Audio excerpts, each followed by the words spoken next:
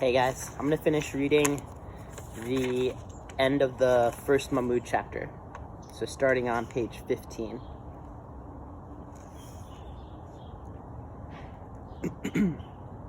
But they hadn't closed the door tight enough.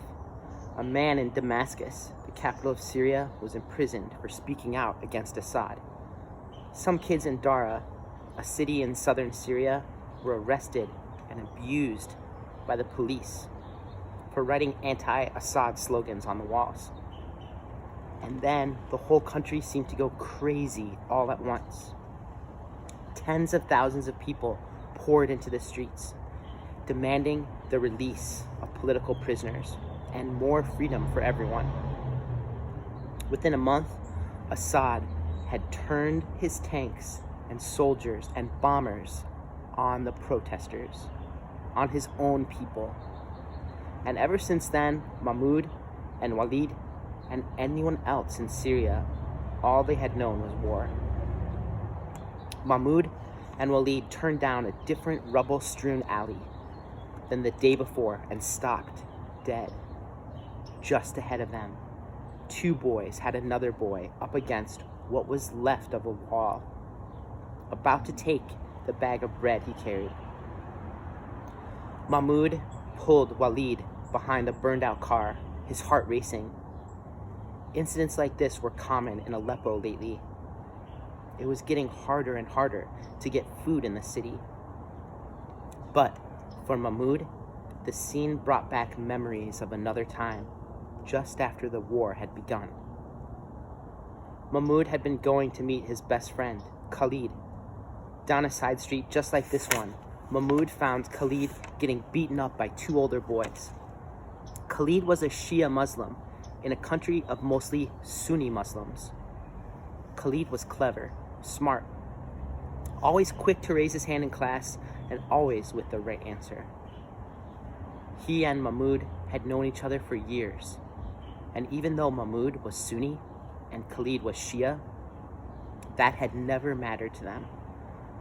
They liked to spend their afternoons and weekends reading comic books and watching superhero movies and playing video games.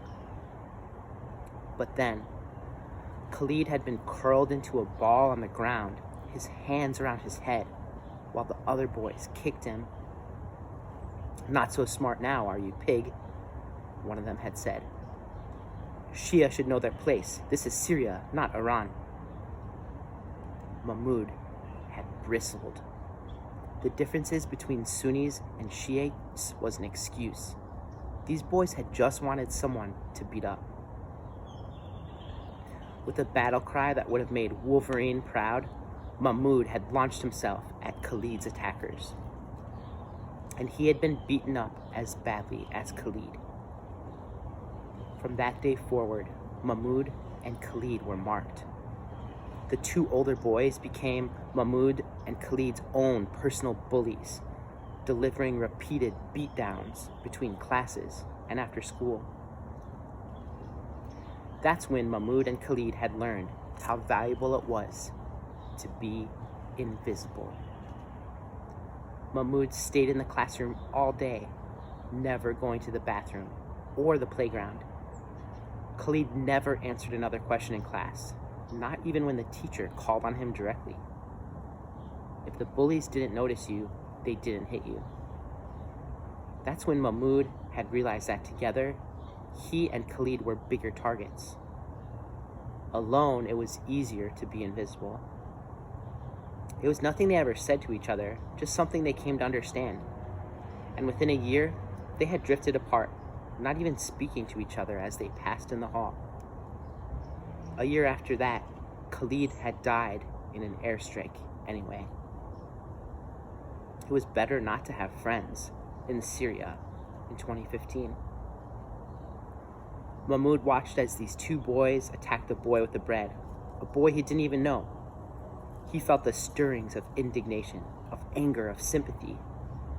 His breath came quick and deep, and his hands clenched into fists. "I should do something," he whispered, but he knew better.